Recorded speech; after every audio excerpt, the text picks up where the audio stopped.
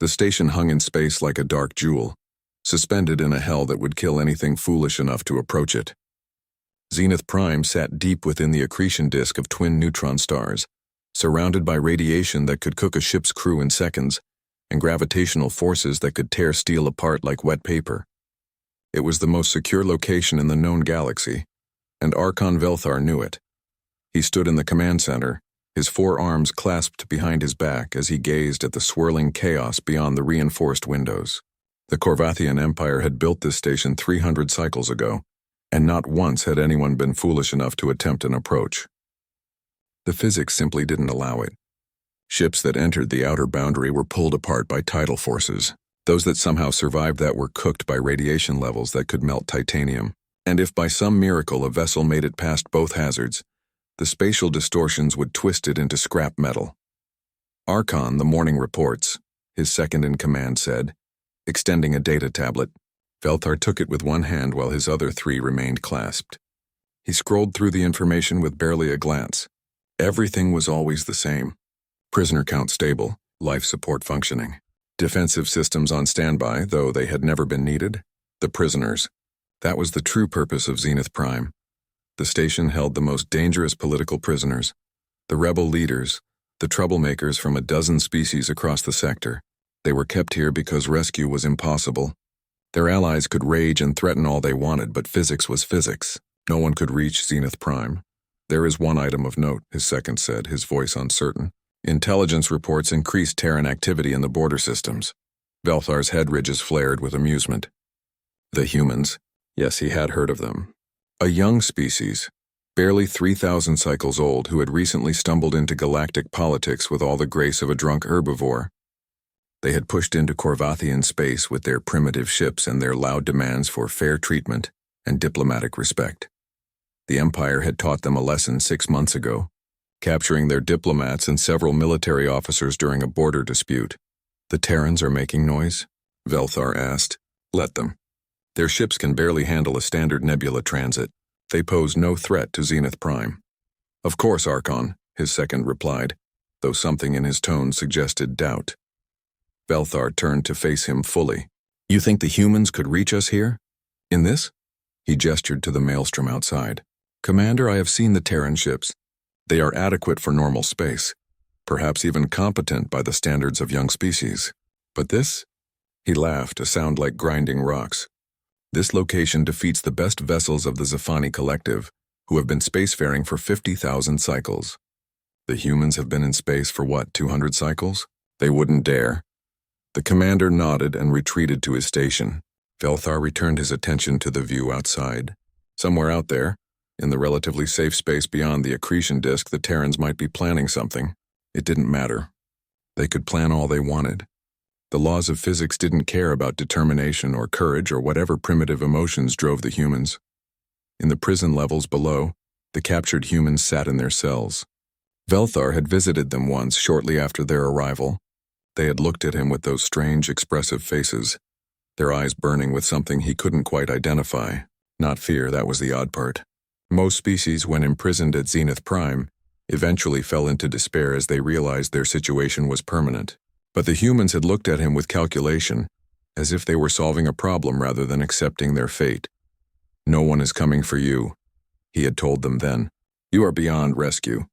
Accept your situation. One of them, a female with the rank insignia of a diplomatic officer, had smiled at him.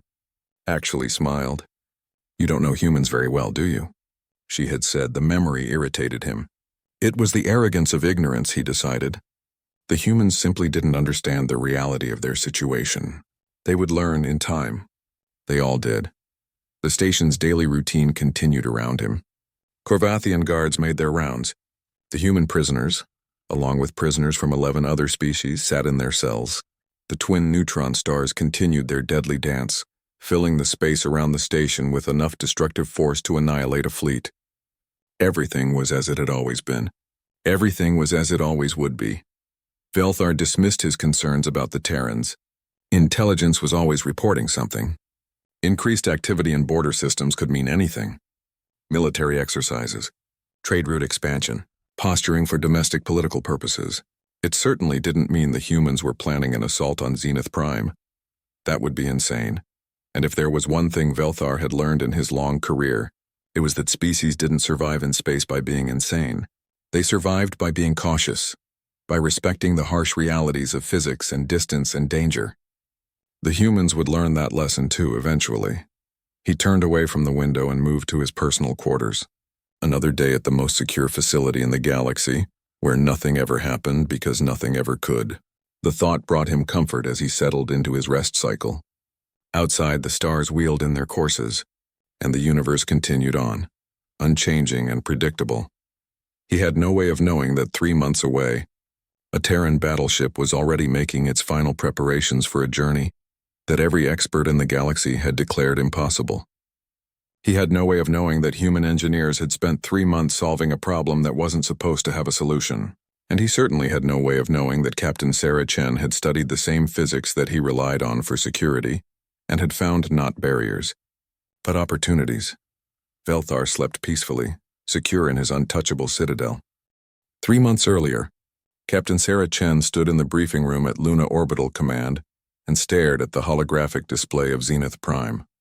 The station glowed like a tiny spark in the center of a cosmic hurricane.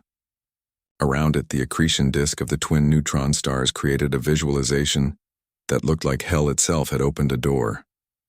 "This is where they're holding our people," Admiral Rodriguez said, his voice heavy. He was an old man, gray-haired and tired, and Chen could see that this briefing was costing him something. 12 diplomats, 7 military officers, all captured during the Corvathian border incident. All considered irretrievable by conventional means. Chen studied the display. The numbers were damning. Radiation levels that would require shielding no human ship currently possessed. Gravitational shears that would rip apart any vessel attempting a straight approach. Spatial distortions that made navigation impossible by normal standards. It was a perfect prison. "Show me the approach vectors," she said. The Admiral hesitated. "Captain, there are no viable approach vectors. Every simulation we've run ends with total ship destruction. The survival probability is 0.03%. And that's assuming everything goes perfectly. Show me anyway." The display shifted, showing dozens of red trajectory lines, each one terminating in a small explosion icon. Chen walked around the hologram, studying it from different angles. Her crew stood behind her, equally silent. They had all volunteered for this mission, even after being told the odds. Her chief engineer, Marcus Webb, leaned forward with professional interest. Her navigator, Lieutenant Kim Park, was already taking notes. Her Marine commander, Major Jackson, stood with arms crossed, his face unreadable. "The Corvathians think it's impossible," Chen said quietly. "Every other species in the galaxy thinks it's impossible. Even our own high command thinks it's impossible." She turned to face the Admiral. "But impossible is just a word for things we haven't figured out how to do yet." Admiral Rodriguez pulled up another display. "We've been working on something. Project Indomitable. It's experimental. And frankly, it shouldn't exist according to half the physicists who looked at it." He showed them schematics of a ship unlike anything in the Terran fleet. Layered gravity field generators. Radiation shunts that redirect energy instead of just blocking it. And this. He highlighted a core system. "We're calling it a probability drive. It doesn't move the ship faster than light. Instead, it shifts the ship's quantum probability state, allowing it to exist in multiple positions simultaneously and collapse into the most favorable position." "That sounds like science fiction," Major Jackson said flatly. "It is science fiction," the Admiral admitted, "until 3 weeks ago when we got it working in a lab. We've never tested it on a ship. We've never tested it in the field. And we certainly haven't tested it in conditions like these." He looked at each of them. "I'm authorized to offer you all medical discharges right now. No questions asked, no shame. This mission has been classified as a suicide run by 3 separate analysis teams." No one moved.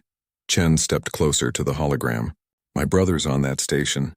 Lieutenant Commander David Chen, captured during the diplomatic mission. But even if he wasn't, even if I had no personal stake in this at all, I'd still volunteer." She looked at the swirling chaos around Zenith Prime. "Because if we don't go, those people die there. And if we don't try, we tell every species in the galaxy that humans can be beaten by distance and danger. I'm not willing to send that message." Webb moved forward, his eyes bright with engineering enthusiasm. "The gravity generators could work. If we time them perfectly, We can surf the gravitational waves instead of fighting them, use them like a river current. And the radiation, if we angle the shunts correctly, we might be able to redirect it to actually shield us from the worst of it. Park was nodding. The spatial distortions are the real problem. Normal navigation would be impossible. But if this probability drive works the way you say it does, we might be able to feel our way through, like navigating by instinct instead of instruments. It's still suicide, Jackson said, but then he smiled. But I signed up to protect humans wherever they are. If that means flying into hell itself, then that's what we do. The Admiral looked at them for a long moment. Then he nodded slowly. The ship will be ready in 1 week. You'll have 3 months to reach the system, and that's pushing the engines to their maximum. You'll drill every day, every simulation, every possible scenario. By the time you reach Zenith Prime, I want you so familiar with that ship that you could fly it in your sleep. Chen saluted. We won't let you down, sir. I know you won't, Captain. The Admiral's voice was soft. I'm just not sure the universe is ready to let you succeed. The next week was a blur of activity. Chen barely slept as she studied every scrap of data about Zenith Prime, about neutron stars, about Corvathian defensive systems. Webb practically lived in the engine room, personally checking every system, every backup, every redundancy. Park spent hours in the navigation simulator, learning the feel of the probability drive. Jackson drilled his Marines in zero-gravity combat, high-radiation environments, and fighting in extreme gravitational conditions. The Indomitable itself was a marvel. Smaller than a standard battleship, but packed with technology that made it the most advanced human vessel ever built. Its hull was layered with materials that could withstand punishment no normal ship could survive. Its weapons were powerful but secondary to its real purpose: survival. On the day of departure, Chen stood on the bridge and looked at her crew. 73 men and women who had volunteered to do the impossible. Some had family among the prisoners. Most didn't.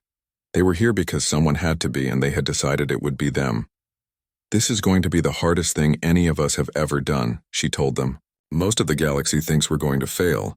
Hell, most of Earth thinks we're going to fail. But we're going to prove something today. We're going to prove that humans don't abandon their own. We're going to prove that there's nowhere in this universe that's beyond our reach. She smiled. And we're going to make the Corvathians regret ever thinking they could hide from us. The crew cheered. The Indomitable's engines powered up, and humanity's most daring rescue mission began its journey into the impossible. The Indomitable dropped out of faster-than-light travel at the edge of the neutron star system, and every alarm on the bridge immediately started screaming. The gravitational readings were off every chart. The radiation detectors maxed out instantly, and ahead of them, like a vision from nightmare, the twin neutron stars spun in their death dance, dragging matter and energy into a disk of pure destruction. Captain Chen sat in her command chair, her hands steady despite the trembling in the deck beneath her feet. 3 months of travel had brought them here. 3 months of drills and simulations and preparation. Now came the moment where they learned if any of it would be enough. Status report, she said calmly. Radiation levels are already at critical, Webb reported from engineering. Shunts are active and holding, but we're still at the outer edge. It's going to get much worse. Gravitational stress is within acceptable parameters, Park said from navigation, but the tidal forces are increasing with every kilometer we advance. The probability drive is online and responding. Weapon systems charged, the tactical officer reported. Shields at maximum. But Captain, our shields weren't designed for this environment. They're going to fail if we take any additional stress. Chen nodded. She had known this going in. The Indomitable was tough, but it wasn't invincible. They would be operating at the very edge of what the ship could handle, and probably beyond it. Take us in, Lieutenant Park, nice and easy. Use the approach pattern we practiced. The ship moved forward, and the universe seemed to push back. The gravitational forces grabbed at the Indomitable like invisible hands trying to pull it apart. The hull creaked and groaned. Warning lights flashed across every console, but the ship held together, its experimental systems doing exactly what they were designed to do. Gravity generators are compensating, Webb said, and Chen could hear the wonder in his voice. We're actually riding the gravitational waves. It's working. They pushed deeper into the accretion disk. The radiation levels climbed higher. The shunts glowed white-hot as they redirected the deadly energy, using the radiation itself as a shield, turning the environment's hostility into protection. It was insane. It was impossible. It was working. On Zenith Prime, alarms started to sound. Archon! The sensor officer's voice was panicked. I'm detecting something in the approach corridor. Grid reference 774. Velthar looked up from his daily reports, irritation crossing his features. That's impossible. Check your systems. The sensors malfunction in the radiation storms. I've checked 3 times, Archon. There's something there. Something solid. Something moving. Velthar strode to the sensor station and looked at the readings himself. There impossibly was a contact. Small, ship-sized. Moving through the accretion disk on a trajectory that would bring it directly to the station. His blood went cold. Power up all defensive systems, he ordered. Get me a weapons lock. I'm trying, Archon, but the spatial distortions are preventing targeting lock. Whatever it is, it's using the environment as cover. What kind of ship could survive those conditions? Velthar demanded. The sensor officer looked at him, fear clear in his eyes. According to our database, no ship in the known galaxy could survive those conditions. But it's there. The Indomitable shuddered as a wave of gravitational force stronger than anything before hit it broadside. Alarm screamed.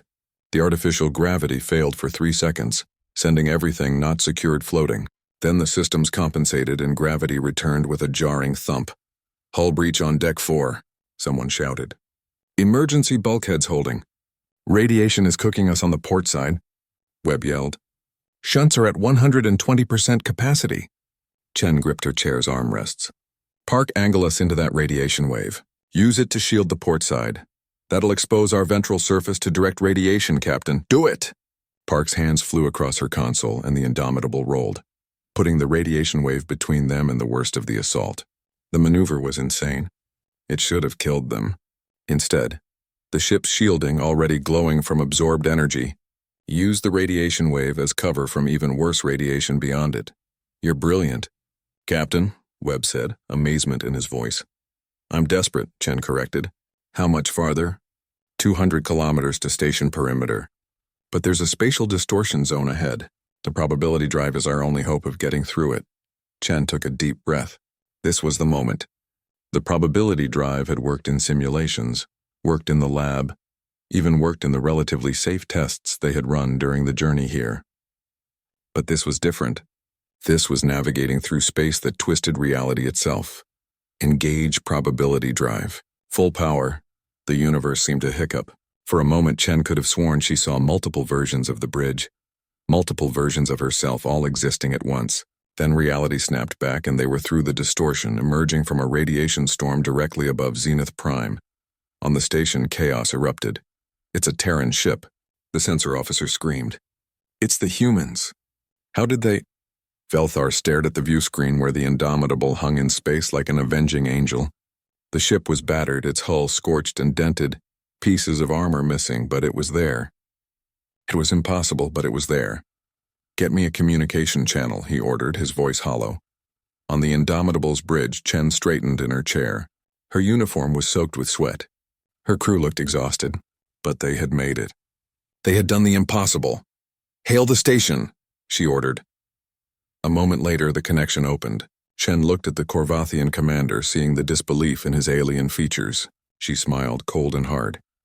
This is Captain Sarah Chen of the Terran Battleship Indomitable. You thought distance and danger would protect you. You thought no one could reach you here. She leaned forward. You were wrong. You have 30 minutes to release every human prisoner on that station. If you refuse, we will take them by force. And I promise you, we didn't survive that approach just to leave empty-handed. Velthar tried to speak, failed, tried again. How, he managed. How did you survive? Chen's smile didn't waver. Because we're human. And humans don't know how to quit. Now, are you going to release our people, or do we have to come in there and get them? The Korvathian Archon looked at his crew, at his weapon systems that couldn't get a lock, at his defensive position that suddenly seemed very weak. He looked back at the battered ship that had accomplished the impossible. Stand by, he said, and cut the connection. Chen settled back in her chair. Marines prepare for boarding action. All weapons target their shield generators. If they want to do this the hard way, we'll show them just how hard humans can be. Outside, the twin neutron stars continued their eternal dance, and Zenith Prime, the untouchable fortress, suddenly seemed very touchable indeed. The 30 minutes passed in tense silence. Chen watched the clock count down while her crew maintained weapons lock on Zenith Prime's critical systems. The station's defensive platforms were active, their weapons powered, but no one had fired yet. The Corvathians were still trying to process what had happened, still trying to understand how their perfect security had been breached. 20 seconds, Park announced quietly. Chen activated the communication channel. Archon Velthar, your time is up. What's your decision? The view screen flickered to life, showing the Corvathian commander. His face was unreadable to human eyes, but his body language spoke of tension and anger. You expect me to simply release valuable prisoners because one damaged ship appeared? Captain Chen, you survived an impossible approach, and that is impressive.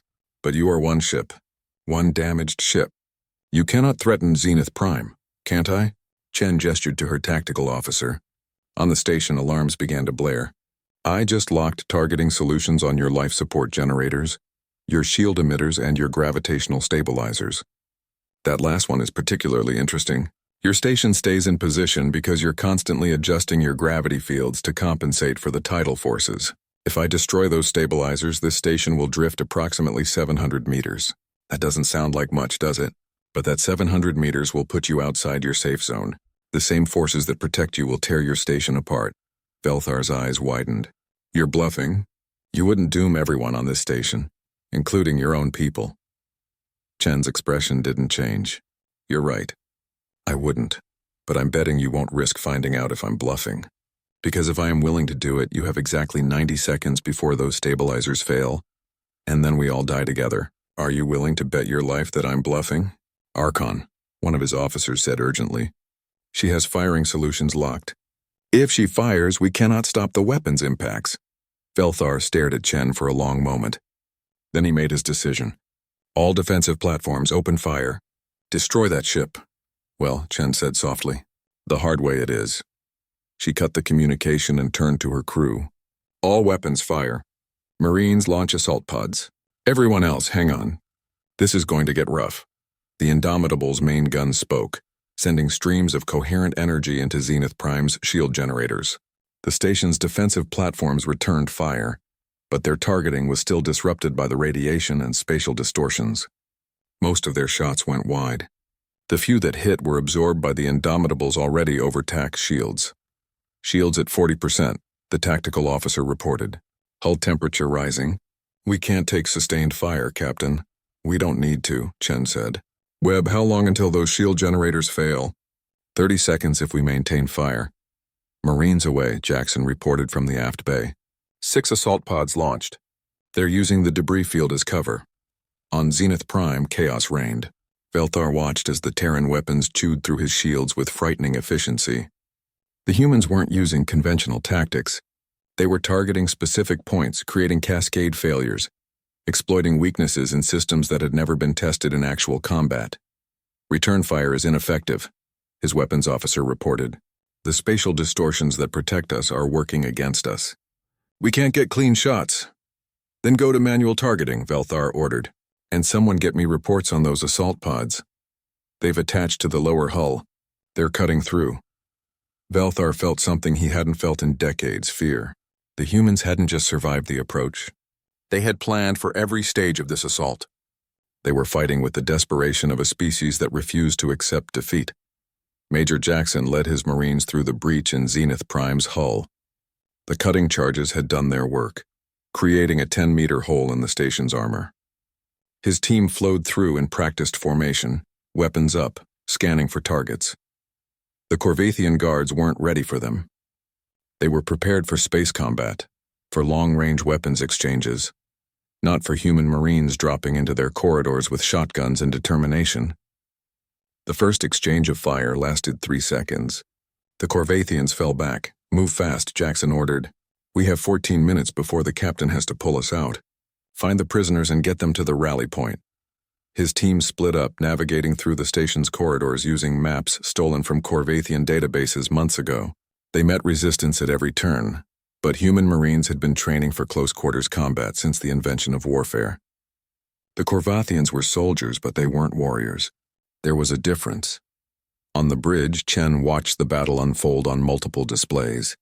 The Indomitable was taking damage, but so was the station. More importantly, Jackson's Marines were cutting through the Corvathian defenses faster than anyone had dared hope. Shield generators are down, the tactical officer reported.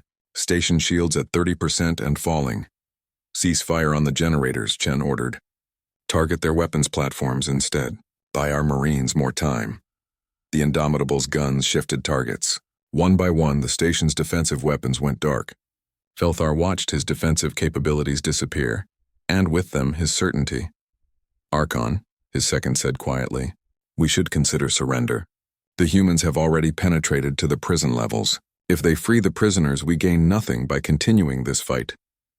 We are the Corvathian Empire, Felthar said. But his voice lacked conviction. We do not surrender to inferior species. With respect, Archon, any species that can reach Zenith Prime is not inferior. Jackson's team reached the prison block. The guards there put up token resistance before falling back, and suddenly the Marines were at the cell doors. Jackson pulled the override codes from his datapad and started opening locks. The prisoners emerged cautiously. Humans first, blinking in the harsh light. Then members of other species who had been held alongside them. They looked thin and tired, but their eyes blazed with hope. Lieutenant Commander Chen, Jackson said, spotting Sarah's brother among the released prisoners. Your sister sends her regards. She's outside waiting for us. David Chen smiled, exhausted but genuine. I told them she'd come. They didn't believe me. Nobody did, Jackson admitted. But here we are. Now let's get you all home. The Marines and freed prisoners fought their way back to the breach point. The Corvathians tried to stop them, but human Marines protecting rescued prisoners fought with a ferocity that bordered on supernatural. They made it to the breach with 8 minutes to spare. Chen watched the assault pods return, each one packed with people who should have been unreachable. She felt something tight in her chest release as she saw them docking, saw them safe. All personnel recovered, Jackson reported. 12 humans. 37 members of other species. All accounted for. Chen opened a channel to Velthar one last time. Archon, we're leaving now. We came for our people and we got them. Thank you for your cooperation. Velthar appeared on screen, his station burning around him, his perfect security shattered. How? He asked again. How did you do it? We did it because we had to, Chen said simply. That's what humans do. We don't accept the impossible. We just haven't figured it out yet. She smiled. One more thing. Tell your empire that there's nowhere in this galaxy they can hide from us if they threaten our people. Not behind distance. Not behind danger. Nowhere. She cut the connection and turned to her crew. Take us home. Same path in reverse. We've proven we can do it once. Let's prove we can do it twice. The Indomitable turned and plunged back into the maelstrom, carrying its rescued prisoners towards safety and legend. The journey out was worse than the journey in. The Indomitable's systems were damaged. Its armor was breached in 3 places and its crew was exhausted. But they had rescued prisoners to protect now, and that meant failure was not an option. Chen sat in her command chair for 48 hours straight, refusing to leave the bridge until they cleared the accretion disk. When they finally emerged into normal space, a cheer went up from every deck. They had done it. They had gone into hell and brought people back. Damage report, Chen said, her voice hoarse. Webb appeared on screen from engineering, his face black with soot. We're held together mostly by hope and stubbornness at this point, Captain. Main engines are at 40%. Shields are completely gone. Hull breaches on decks 3, 4, and 7. Life support is stable but running on backup generators, and the probability drive burned itself out. We got 1 trip in and 1 trip out, and that's all we're getting. That's all we needed, Chen said. How long to reach the nearest Terran outpost? 6 days at our current speed. We can make it, but we're going to be limping the whole way. Chen finally allowed herself to smile. 6 days sounds good. Get some rest, Marcus. That's an order. She stood from her chair, her legs shaky, and made her way to the medical bay. Her brother was there undergoing basic health checks along with the other rescued prisoners. When he saw her, David Chen's face split into a huge grin. You actually did it, he said. You crazy, magnificent idiot. You actually did it. Sarah hugged him tightly. Of course I did. Did you doubt me? Every single day, he admitted. Everyone on that station told me rescue was impossible. The Corvathians were so smug about it. They couldn't understand why I kept saying that my sister would come. He pulled back, looking at her seriously. How bad was it? Worse than the simulations. Better than I feared. She looked around at the other rescued prisoners. Was it worth it? 12% survival probability? 73 crew members risking everything? David looked at the freed prisoners, humans and aliens alike, all of them alive because someone had decided the impossible was just another kind of challenge. Yeah, he said quietly. It was worth it. 6 days later, the Indomitable crawled into lunar orbit, battle-scarred and glorious. The entire Terran fleet had assembled to meet them, ships arranged in a formal salute formation. As the battered battleship passed between the lines of warships, every vessel fired its guns in the traditional salute, energy beams creating a corridor of light. Admiral Rodriguez was the first one aboard when they docked. He looked at Chen, at her exhausted crew, at the rescued prisoners, and his eyes were bright with emotion. You did it, he said simply. You actually did it. We did what needed to be done, Chen replied. Sir, we have prisoners from other species. What should we do with them? We're already in contact with their governments. They'll be returned home as soon as possible. The Admiral shook his head in wonder. Captain, do you understand what you've accomplished? The entire galaxy is talking about this. Zenith Prime was considered unreachable. And you reached it. Over the following weeks, the impact of the mission became clear. The Corvathian Empire, humiliated by the breach of their most secure facility, sued for peace. They released all human prisoners held throughout their territory. More importantly, their attitude toward humanity changed. The arrogance was gone, replaced by wary respect. Other species sent diplomatic messages wanting to understand how humanity had achieved the impossible. Some wanted to hire Terran engineers. Others wanted to form alliances. All of them had recalculated their assessment of human capabilities. A month after their return, Chen was called to a hearing. Not a court-martial for the unauthorized risk she had taken, but a commendation ceremony. She stood in full-dress uniform while military and civilian leaders from across Earth praised the mission. The Indomitable was declared a historic vessel. Her crew received medals, and Chen herself was promoted. But the most meaningful moment came after the ceremony.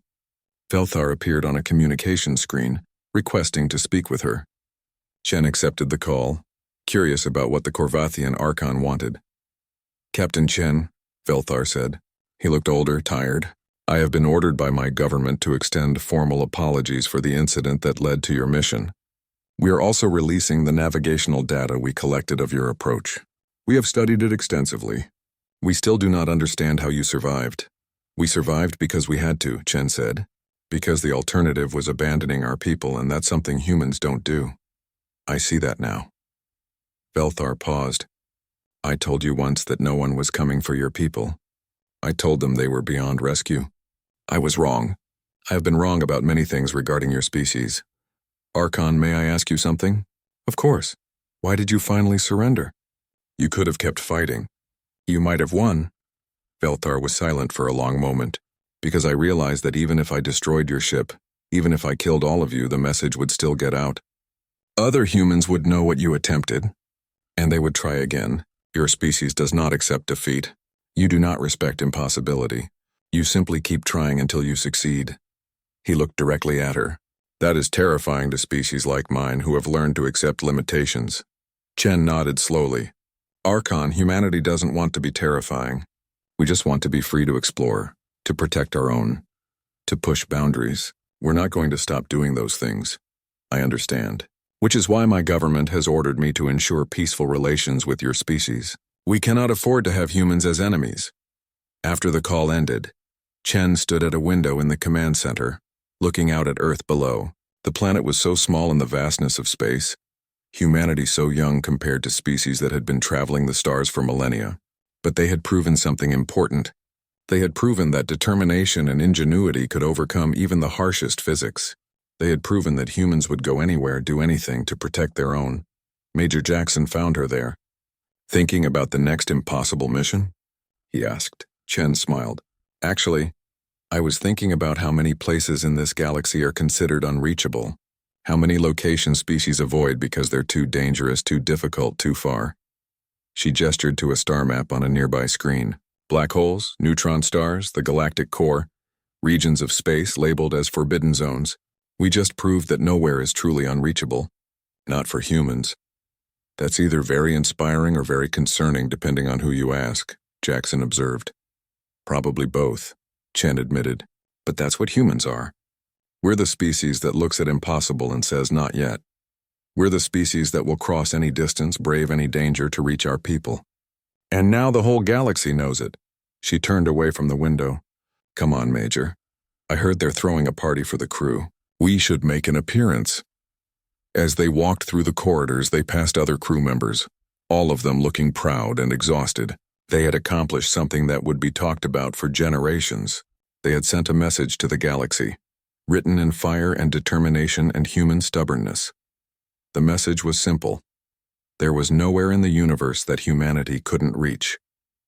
No distance too far. No danger too great, because humans didn't accept the impossible. They just hadn't figured it out yet. And somewhere out in the galaxy, in 1,000 different systems, other species read the reports of what had happened at Zenith Prime. They recalculated their understanding of humanity. They revised their strategies, and they learned a new lesson about the young species from Earth. Never assume distance will protect you from humans. Never assume danger will keep them away. Because if you threaten one of them, if you harm one of them, they will come for you. They will cross impossible gulfs. They will brave impossible hazards, and they will reach you. The Corvathians had thought no one could reach Zenith Prime. They had been wrong. And their mistake had taught the galaxy a truth that would echo for centuries. When humans say they're coming for you, believe them. Because humanity doesn't know how to quit, doesn't understand the word impossible, and will simply keep trying until the impossible becomes inevitable. That was the message. That was the lesson. And it was a lesson the galaxy would not forget.